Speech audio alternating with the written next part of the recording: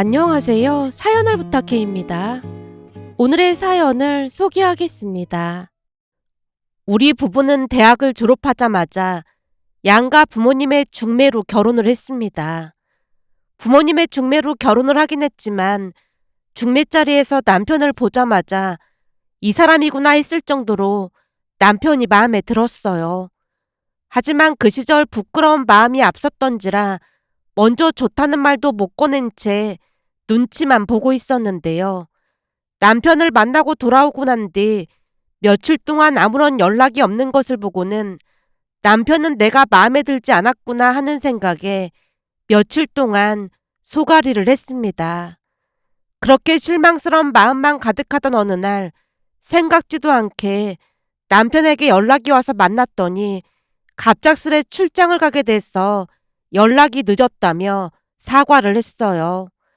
그날 이후 우리는 자주 만나서 시간을 보냈고 양가 부모님이 결혼을 서둘렀던지라 만난 지 반년 만에 결혼식을 올렸습니다. 남편은 참 착하고 바른 사람이었다 보니 사는 내내 평온한 결혼 생활을 유지할 수 있었어요. 인생사가 다 그렇듯 결혼해서 사는 동안 평온한 날만 있었던 건 아니었습니다. 평소 감기도 잘 걸리지 않을 정도로 건강에 자부심이 있었지만 몇 번이나 자연유산이 되었거든요. 그로 인해 참 힘든 시간을 보내야만 했는데요. 다행히도 몇 년 만에 딸 민서를 낳았고 딸을 참으로 애지중지 키웠습니다. 어렵게 낳은 딸이어서 우리 부부뿐만 아니라 양가 부모님도 불면 날아갈까 애지중지 하셨어요. 민서는 키우는 내내 순하다는 말이 절로 나올 정도로 참으로 예쁘고 착했습니다. 딸은 대학원까지 졸업을 하고 난 뒤 취업을 했고 친구의 소개로 지금의 사위를 만났는데요.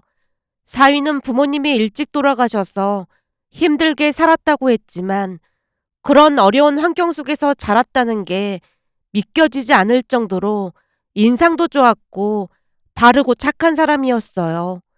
사위가 첫 인사를 오던 날 고개를 떨구며 슬며시 눈물을 훔쳤는데요.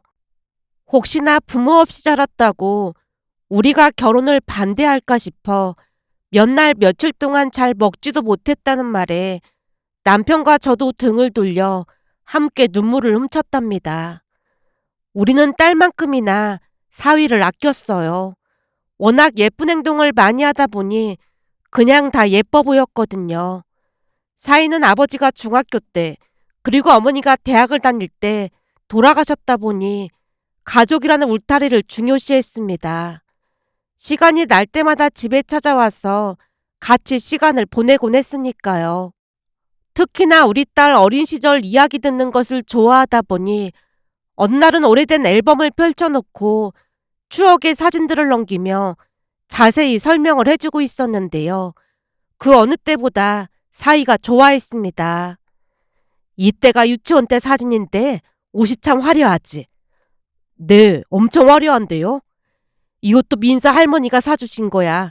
양가 할머니 할아버지께서 금지 옥엽하시다 보니까 미처 입히지도 못하고 작아서 다른 사람 준 옷도 많다니까. 그 정도였어요? 양가 할머니 할아버지께서 장난감이랑 옷은 떨어질 틈이 없이 사오셨다니까. 가끔은 민서가 부럽기까지 했어. 여기 이건 초등학교 2학년 때인데 반장이 됐다고 축하 파티한 거야. 이때 다 모여서 축하 파티하고 아주 난리도 아니었지. 엄마, 나 이때 기억나. 그때 어마어마했는데 당연히 기억이 나겠지. 제가 사진첩을 넘기고 있었는데요. 남편이 친구랑 함께 찍은 사진을 가리키며 사위가 물었어요. 장모님, 이분은 장인어른 같으신데 이분은 누구세요? 이 사람은 김영선이라고 생각하기도 싫은 사람이야. 이 사람 사진은 다 버린 줄 알았는데 아직까지 남아있었네. 누군데 그러세요? 이 사람이 자네 장인 친구인데 오래전에 돈을 빌려가서는 흔적도 없이 사라졌지. 그때 이 사람 때문에 고생한 거 생각하면 지금도 끔찍하다니까. 저도 모르게 미간이 찌푸려졌고 사위가 사진첩을 뚫어져라 바라보며 물었어요. 대체 얼마나 빌려갔는데요? 3천만 원을 빌려갔는데 그때 당시에 3천만 원이면 꽤 큰 돈이었지. 그 사람 아버지가 보증을 잘못 써서 집안이 쫄딱 망했다는데 그 와중에 그 사람 어머니가 수술해야 한다고 하길래 있는 돈 없는 돈 다 끌어다가 빌려줬거든. 근데 야반도주하는 바람에 우리도 한동안 엄청 고생했어. 대체 어디에 숨어 살고 있는 건지 얼굴이나 한번 보고 싶다니까. 해외로 도망갔다는 말도 있고 소문만 무성했지. 사위를 따라 저도 사진을 뚫어져라 바라보고 있었는데요. 갑자기 사위가 휴대폰으로 사진을 찍는 게 아니겠어요? 김서방, 사진은 왜 찍는 건가? 혹시나 길 가다 마주칠 수도 있잖아요. 그러니까 얼굴을 익혀둬야죠. 이때가 젊을 때 얼굴이라 지금 마주쳐도 알아보기 쉽지 않을 거야. 거기다 이때는 얼굴이 선해 보이기라도 했지만 그때 당시 야반도주를 했으니 얼마나 불안하게 살았겠어. 그러니 지금은 인상도 말이 아니겠지. 그나저나 오늘 기분 참 좋았었는데 이 사진 때문에 기분만 망쳤네. 민서야, 이 사진 찢어서 휴지통에 버려. 엄마, 그래도 가지고 있어야 하는 거 아니야? 갚을 생각이 있었으면 벌써 나타났겠지. 지금까지 안 나타난 거 보면 이번 생에 받긴 글렀어. 사진 보면 기분만 나빠지니까 그냥 갖다 버려. 그래도 아빠가 안 버리고 있던 건데 나중에 찾으면 어떡해? 그때도 내가 빌려주지 말라고 그렇게 말했는데 말 안 듣고 빌려줘서 이 사달이 난 거잖니. 아주 꼴도 보기 싫으니까 당장 갖다 버려. 제가 목소리를 높이자 딸이 쭈뼛쭈뼛하며 사진을 가지고 거실로 나갔습니다. 그 모습을 지켜보다가 긴 한숨을 내쉬고 있자 사위가 걱정스레 입을 뗐어요. 장모님, 괜찮으세요? 그때 당시에는 천불이 나서 밥도 못 넘길 정도로 힘들었는데 시간이 많이 흘러서 그런지 지금은 괜찮아. 제가 또다시 한숨을 내쉬자 사위 얼굴도 덩달아 어두워져 있었습니다. 잠시 후 다 함께 저녁 식사를 하고 난 뒤 딸과 사위는 돌아갔는데요. 낮에 봤던 사진이 다시금 떠올라서 남편에게 화풀이를 했어요. 그 돈 떼먹고 야반도주했던 당신 친구 말이야. 다 잊고 살고 있었는데 난데없이 그 얘기는 왜 꺼내고 그래? 아까 애들이랑 사진 보다 보니까 한 장 남아있길래 내가 휴지통에 버렸어. 그게 아직도 남아있었나 보네. 남편이 어색한 미소를 지은 채 머리를 긁적였습니다. 그 모습을 보고 있자니 다시 우라통이 치밀어 올라 쏘아붙였어요. 그때 이후로 봤다던 사람도 없는 거야? 아무리 그래도 연락하고 지내는 친구 한 사람은 있을 거 아니야. 어디로 꽁꽁 숨어버린 건지 다들 모른다고 하더라고. 그래도 그때 형선이 어머님이 수술을 했다고 하니까 불행 중 다행 아니겠어. 돈을 3천만 원이나 날려먹고 참 속편한 소리 하고 있네. 난 이해가 안 되는 게 그 어머니란 사람도 소식을 전혀 모르고 있다는 거야. 어머니 수술비 때문에 돈을 빌린 거라면서. 그럼 그 어머니한테는 연락을 했을 거 아니야. 큰 수술해서 누워있는 분한테 당신 아들이 사기쳤으니까 어디 있는지 물어봤어야 했단 말이야. 거기다 나중에 물어보긴 했지만 아예 연락이 끊겼다고 했어. 그때 당시 3천만 원이 적은 돈도 아니었는데 지금도 아까워 죽겠다니까. 그냥 우리랑 연이 없었던 돈이었나 보다 하고 잊자고. 아주 부처님 나셨네. 부처님 나셨어. 제가 한껏 비아냥댔지만 남편이 들은 척도 하지 않았습니다. 그렇게 시간이 지나갔고 그 사건은 까마득하게 잊은 채 한동안 더할 나위 없이 평온한 하루하루를 보내고 있었는데요. 어느 날 충격적인 사건이 일어났습니다. 그 사건은 친한 친구 미정이에게서 전화가 오면서 시작이 됐어요. 어느 주말 전화벨이 울려서 받았더니 미정이가 울먹였습니다. 현미야, 나 너네 집에서 며칠만 신세 좀 지면 안 될까? 설마 남편이랑 또 싸운 거야? 그렇게 됐어. 니들도 참 징하다 징해. 조금 있으면 한갑인데 어쩜 평생을 싸우고 살 수가 있니 그래. 제가 혼자 소리처럼 푸념을 했더니 미정이가 다시 울먹였습니다. 내가 괜히 그러는 게 아니고 이 인간이 이제는 바람까지 핀 거 있지. 뭐? 영길 씨가 바람을 피웠단 말이야? 너 자세히 확인해 본 거 맞아? 내가 바람 피우는 거 잡으려고 미행까지 했잖아. 그런 일이 있었음 나한테 연락을 하지 그랬어.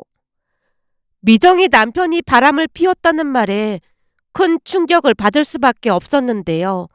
바람을 피운 게 확실하다면 돌아올 수 없는 강을 건넌 게 분명해 보였거든요. 여전히 놀란 채 휴대폰만 들고 있자 미정이가 대답했습니다. 그동안 매일같이 싸워서 너한테 하소연한 적이 한두 번이 아니었잖아. 근데 이 와중에 바람까지 피웠다고 말하기 참 그렇더라. 그래서 내 동생이랑 미행을 했다니까. 근데 동생한테는 그렇다 치더라도 제부한테 창피해서 도저히 동생네 집에는 못 가겠더라고. 알았으니까 당장 오기나 해. 혼자 얼마나 소가리를 했겠어 그래. 그나저나 영길씨는 뭐라고 해? 예실직고 하면서 내 결단만 기다리겠다고 하더라고. 알았으니까 얼른 우리 집으로 와. 내가 남편한테는 잘 말해둘 테니까. 그때까지는 앞으로 무슨 일이 일어날지 상상조차 하지 못한 채 친구 미정이를 집으로 불렀는데요. 잠시 후 미정이에게서 다시 전화가 왔습니다. 현미야, 나 지금 너네 집 앞인데 혹시 니네 남편 집에 있니? 안방에서 TV 보고 있어. 근데 영길씨 바람핀 얘기는 안 했으니까 얼른 올라와. 그게 말이야. 더 할 말이 있어서 그런데 잠깐만 내려와봐. 더 할 말이라니? 그냥 올라와서 얘기해. 올라가서 할 얘기가 아니라서 그래. 미정이 말에 대충 거듭만 걸치고 1층으로 내려갔더니 미정이가 제 손을 잡고 근처 공원으로 갔습니다. 그냥 카페로 가서 얘기하면 되지. 혹시 누가 들을까봐 그렇지. 대체 무슨 얘긴데 그래? 그쯤에서는 마음속 깊은 곳에서 불안감이 고개를 내밀고 있었는데요. 물론 남편이 바람을 피웠으니 미정이가 많이 불안정할 수밖에 없었겠지만 왠지 또 다른 일이 있는 것만 같았거든요. 곧 공원 안쪽에 있는 의자에 자리를 잡았고 미정이가 주머니에서 뭔가를 꺼내 건넸어요. 이게 뭐야? 우선 그거 마시고 얘기 시작하자. 이거 우황청심환 아니야? 지금 이걸 마실 사람은 내가 아니라 넌데 내가 이걸 왜 마셔? 나야 우리 남편이 워낙 사고를 많이 치고 다녔다 보니 바람 피는 광경을 목격하고도 덤덤하더라고. 근데 너는 그동안 공주처럼 편하게 살았잖아. 그러니 내 얘기 듣다가 놀라서 까무러칠까봐 내가 미리 준비해왔어. 미정이가 우황청심한 병뚜껑을 열고는 마시라고 재촉했습니다. 재촉에 못 이겨 제가 우황청심환을 마셨더니 미정이가 제 손을 잡으며 다시 말을 꺼냈어요. 현미야, 이건 확실한 얘기는 아니니까 우선은 너무 놀라지 말고 들어야 해. 글쎄 무슨 일인데 그래. 혹시 우리 남편도 니네 남편처럼 바람을 폈다 뭐 그런 얘기는 아닌 거지? 알 수 없는 불안감이 엄습해왔기에 순간 심장이 두방망이질을 하고 있었는데요. 다른 사람도 아니고 우리 남편은 절대 바람을 피울 사람이 아니라고 확신하고 있었거든요. 결국 제가 쿵쾅대는 심장을 진정시키려 노력하며 다시 물었어요. 설마 우리 남편이 바람 피웠다 그런 얘기는 아닌 거지? 저기 그게 말이야. 미정이가 제 눈을 뚫어져라 바라보더니 어쩔 줄을 몰라 했습니다. 왜 그래? 대체 무슨 일인데 그래? 저기 현미야, 우리 남편이 바람을 피우다 걸렸다고 했잖아. 근데 우리 남편이 갔던 그 모텔에서 아는 사람이랑 마주쳤다고 하더라고. 아는 사람이라니? 그게 누군데? 제가 침을 꿀꺽 삼킨 채 숨을 죽이고 있었는데요. 미정이 입에서 기가 막힌 말이 터져나왔습니다. 그게 그 모텔에서 니네 사위랑 마주쳤다나 봐. 뭐? 우리 사위를? 뭔 말도 안 되는 소리를 하고 있어. 우리 사위가 어디 그럴 사람이야? 니네 남편이 잘못 봤나 보네. 제가 힘껏 손을 내저으며 내심 안심하고 있었는데요. 미정이가 다시 말을 이어갔습니다. 나도 처음에는 그렇게 생각하긴 했어. 그러니까 남편이 바람 피운 거 감추려고 거짓말하는 거라는 생각까지 했거든. 근데 남편이 하는 소리를 들어보니까 뭔가 찜찜해서 말 꺼낸 거야. 찜찜하다니? 뭐가 찜찜하다는 거야? 그날 남편은 모텔에서 나오던 길이었고 니네 사위는 들어가던 길이었다는데 딱 마주쳤다고 하더라고. 우리 남편도 놀라고 니네 사위도 놀라서 움찔하는 게 보이더라는 거야. 혹시 사람을 잘못 본 거 아니야? 비슷한 사람일 수도 있잖아. 그동안 가족끼리 밥도 많이 먹었잖아. 니네 사이랑 우리 남편이랑 몇 번 술도 마시고 한 적 있는데 잘못 본 건 아닌 것 같아. 분명 니네 사이도 우리 남편을 알아보고는 깜짝 놀라는 눈치였다고 하더라고. 그게 정말이야? 근데 우리 사이가 모텔에는 왜 간 거지? 그때까지도 저는 사이가 바람을 피웠다는 생각은 하지 못한 채 무슨 볼일이 있었다는 생각만 할 뿐이었는데요. 미정이가 상황을 환기시켜줬습니다. 네가 지금 놀라서 정신이 없나 본데 모텔을 갈 이유가 뭐가 있겠어. 거기다 우리 남편이 혹시나 싶어서 밖에서 기다렸다는데 한참이 지나도록 니네 사이가 나오질 않았다잖니. 그러니까 너도 니네 사이 미행을 하던지 해야 할 것 같아. 믿는 도끼에 발등 찍힌다는 말이 괜히 있는 게 아니라니까. 혹시 일이 있어서 간 거 아닐까? 일은 뭔 놈의 일이야. 암튼 남자들은 믿을 족속들이 못 된다니까. 미정이가 부하가 난다는 듯이 소리쳤습니다. 아직 확실한 건 아니니까 알아봐야겠네. 우리 사이가 그럴 리가 없는데 무슨 일인지 모르겠다. 우리 남편 얘기 듣는데 얼마나 놀랐는지 모른다니까. 처음에는 우리 남편이 바람핀 거 모면하느라 그런다고 생각했는데 분명히 봤다고 큰 소리를 치더라니까. 암튼 내일부터 니네 사이 미행 시작하자. 아니면 사람을 써서 알아봐 달라고 하던지. 우선 내가 우리 딸한테 전화해서 이것저것 좀 물어봐야겠다. 급히 딸에게 전화를 해서 물었습니다. 민서야, 혹시 김서방 옆에 있니? 아니, 김서방 요즘 바쁘다고 맨날 12시 넘어서 들어와. 뭐? 12시 넘어서 들어온다고? 언제부터 그랬는데? 벌써 한두 달 됐지? 그렇잖아도 그것 때문에 요즘 냉전 중이야. 매일같이 늦게 들어온단 말이야? 매일은 아닌데 일주일에 2, 3일은 늦게 들어오고 거기다 주말에도 친구네 편의점 일 도와준다고 거의 매주 나가고 있어. 일 같은 소리하고 자빠졌네. 저도 모르게 그 말이 튀어나오고 말았는데요. 딸도 놀란 듯 물었습니다. 그게 무슨 소리야? 아니, 무슨 회사 일이 매일 그렇게 바쁠 수가 있어? 그게 무슨 프로젝트인가 뭔가를 맡게 돼서 엄청 바쁘다고 하더라고. 근데 그건 왜 묻는 거야? 그냥 요즘 도통 집에 안 놀러 오길래 무슨 일 있나 물어본 것뿐이야. 그이한테 시간 한번 내보라고 할게. 근데 요즘 그이가 친정 가는 거 꺼려 하더라고. 갑자기 왜? 모르겠어. 평소 같으면 벌써 가자고 그랬을 텐데 저번 주에 친정 가자고 하니까 짜증까지 내더라고. 요즘 일이 힘들어서 그런 게 아닌가 싶어. 암튼 내가 다시 한번 말해볼게. 딸이 대수롭지 않다는 투로 전화를 끊었는데요.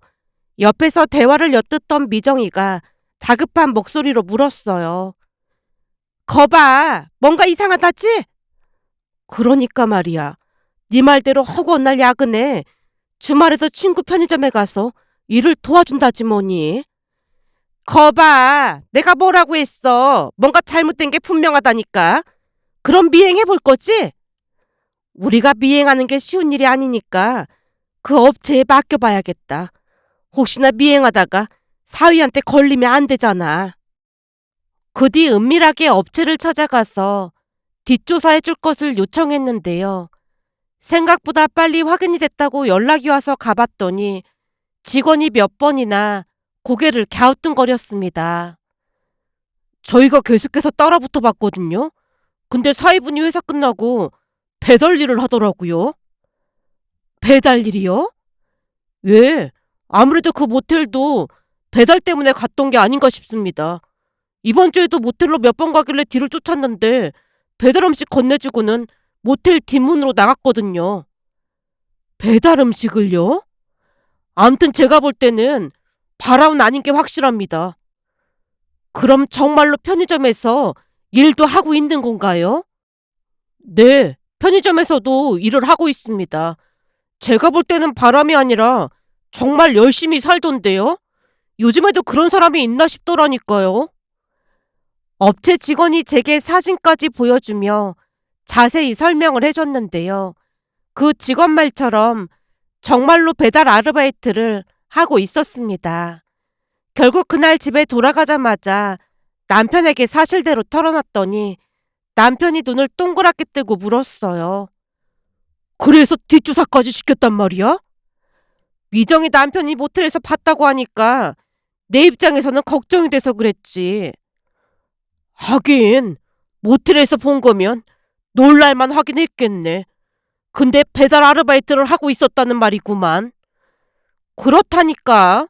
그래서 말인데 김서방이 무슨 사고를 친 게 아닌가 걱정이 되더라고. 돈이 얼마나 급했으면 배달 일에 편의점 아르바이트까지 하겠어. 여기 사진 봐봐. 삐쩍 말라서 얼굴이 말이 아니잖아. 그럼 내가 김서방 만나서 무슨 일인지 한번 확인해 봐야겠구만.